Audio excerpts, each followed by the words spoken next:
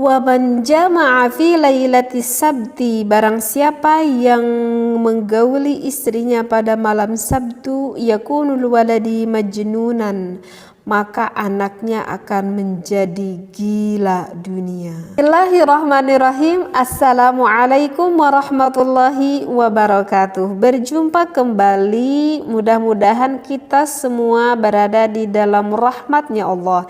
Amin ya Allah ya Rabbal Alamin. Kali ini masih mengkaji di dalam kitab Fathul Izar. Apalagi ilmu yang akan kita dapat pada hari ini, keterangannya akan saya bacakan dulu. Lakin qala ahlul ilmi, tetapi ulama ahli hikmah berkata, man jama'a zaujatahu fi lailatil jumu'ati, barang siapa yang mengumpuli istrinya ataupun berhubungan intim dengan istrinya pada malam Jumat, yasirul waladi hafidhan fi kitabillahi ta'ala, maka kebanyakan jabang bayinya itu akan menjadi seseorang yang menghafal Al-Quran ataupun yang mengamalkan isi Al-Quran. Wa man jama'a fi lailatis sabti, barang siapa yang mengumpuli istrinya pada malam Sabtu, yakunul waladi majnunan, maka anaknya itu akan menjadi gila dunia. Waduh. Wa man jama'a fi lailatil ahadi, barang siapa yang berjima pada malam Minggu, yakunul waladu sariqan lil milki ghairihi, maka anaknya akan menjadi pencuri. Au zaliman, ataupun orang yang zalim. Na'udzubillahi min dzalik ya. Wa man jama'a fi lailatil itsnaini, yakunul waladi faqiran au miskinan, barang siapa yang menggauli pada malam Senin, maka anaknya menjadi seseorang yang tawadhu ataupun orang yang rendah hati. Au radiyan li amrillahi wa qadaihi, ataupun orang yang ridha kepada takdirnya Allah. Amin. Wa man jama'a fi lailatis tsulatsa'i, yakunul waladu baran lil walidaini, barang siapa yang menggauli istrinya pada malam Selasa, maka anaknya itu akan berbakti kepada kedua orang tuanya. Wa man jama'a fi lailatil arbi'i, yakunul waladu katsiral aqli au katsiral ilmi au katsiras syukri, kalau pada malam Rabu anaknya itu akan banyak akal, banyak ilmu, dan banyak bersyukur.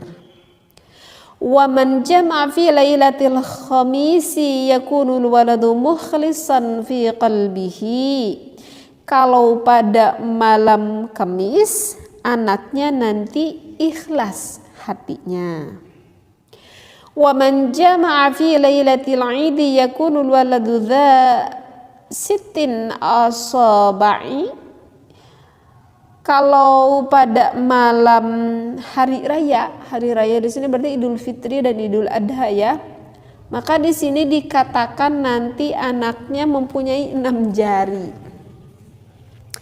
Wa man jama'a zaujatihi ma'a takallumi, yakunul waladu abkam, kalau misalkan berhubungan intim tapi sambil ngomong gitu, sambil berbicara yang enggak penting dibicarakan gitu, maka nanti anaknya akan menjadi tuli.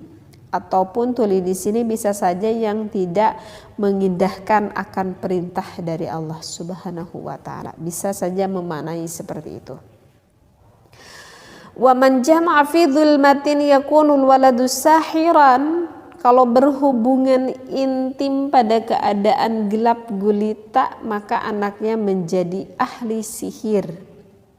Wa man jama'a ma'as siraji, yakunul waladu hasanus surati, kalau berhubungan intimnya terang benderang gitu, maka anaknya nanti jadi cantik. Kalau perempuan jadi tampan, ya kalau laki-laki. Wa man jama'a ra'iyan auratil mar'ati yakunul waladu a'ma au a'mal qalbi.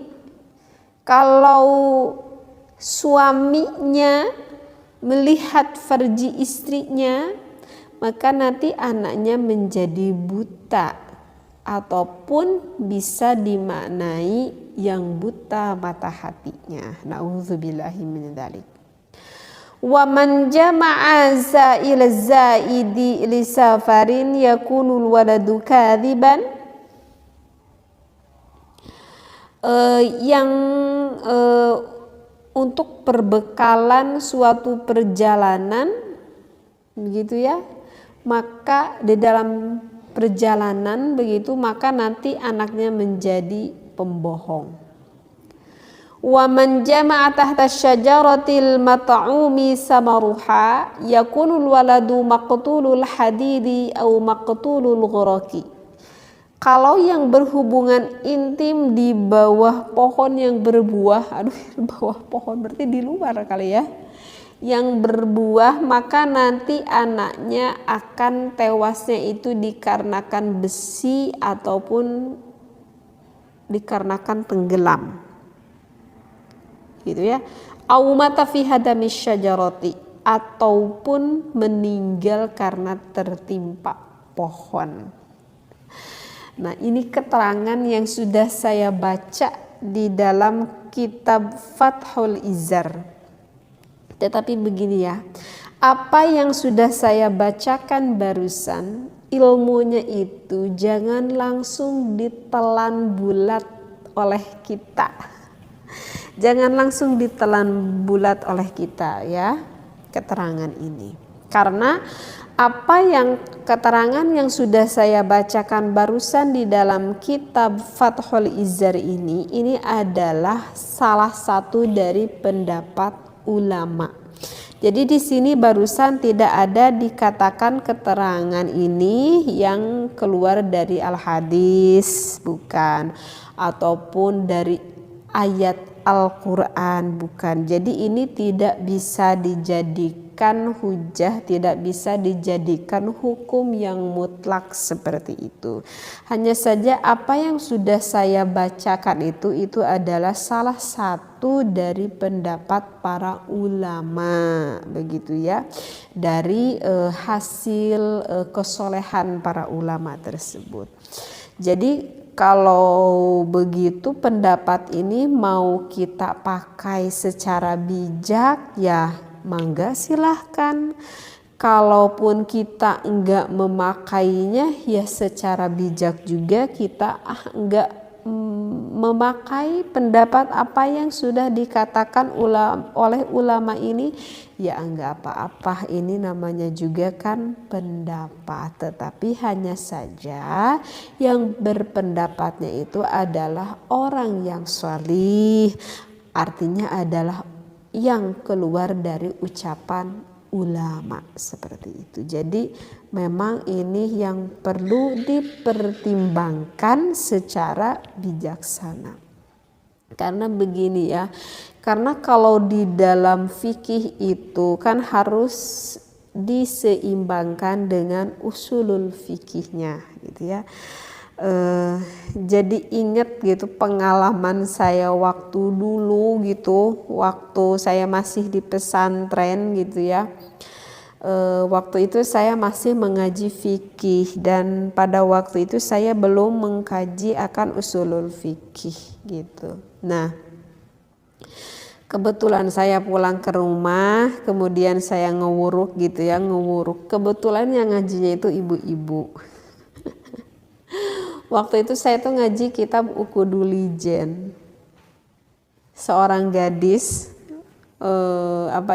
ngaji kitab Ukudulijen yang ngedengerin ibu-ibu. Padahal ibu-ibu tuh lebih jago daripada saya karena saya waktu itu kan belum menikah gitu. Jadi pada waktu itu saya tuh nggak kebayang tuh berhubungan intim teh gimana gitu, nggak kebayang gitu. Nah, saya tuh keingetan di dalam Ukudulijen itu ada referensi yang mengatakan bahwa seorang suami itu jika melihat kemaluan ataupun melihat vagina ataupun farji istrinya itu, maka hukumnya adalah makruh. Nah, saya kan bacakan itu ya di dalam kitab Uqudul Jan tersebut. Lalu ibu-ibu yang ngaji kepada saya itu berkata, Neng tuh gak bisa kalau kita berhubungan intim ya pasti terlihat gitu oleh suaminya gitu. Dan saya berkata kekeh gitu kepada ibunya, tapi ini keterangannya di dalam Uqudul Jan Bu, makruh loh Bu gitu saya. Si ibu itu mengkekehkan gitu bahwa tetap gak bisa, bakal kelihatan. Maka saya juga kekeh dengan referensi yang saya bacakan itu.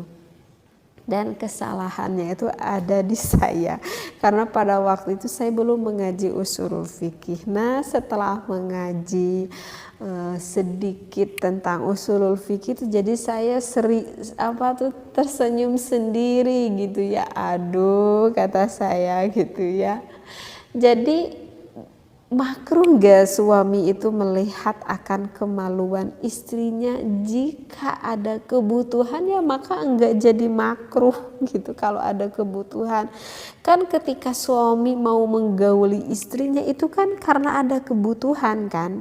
Berarti kalau begitu boleh gak suaminya melihat akan kemaluan istrinya? Ya boleh, karena kan ada maksud, ada hal yang dibutuhkan. Jangankan suaminya adalah dokter juga enggak apa-apa melihat kemaluan istri kita gitu, jika memang hal itu sangat dibutuhkan untuk kesehatan, untuk keselamatan istri kita gitu.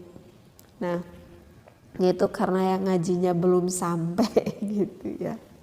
Nah, jadi keterangan apa yang sudah saya bacakan ini juga jangan langsung ditelan bulat begitu ya, karena kan misalkan barusan yang sudah saya bacakan itu yang dikatakan oleh ulama tersebut bahwa hanya pada malam Sabtu dan pada malam Minggu kan yang enggak baik begitu kan ya. Kalau misalkan pada malam Sabtu suaminya berhubungan intim pada malam Minggu sehingga jadi tuh anak pada malam Sabtu ataupun pada malam Minggu, maka barusan kan dikatakan ada yang menjadi pencuri ataupun yang gelap hatinya seperti itu.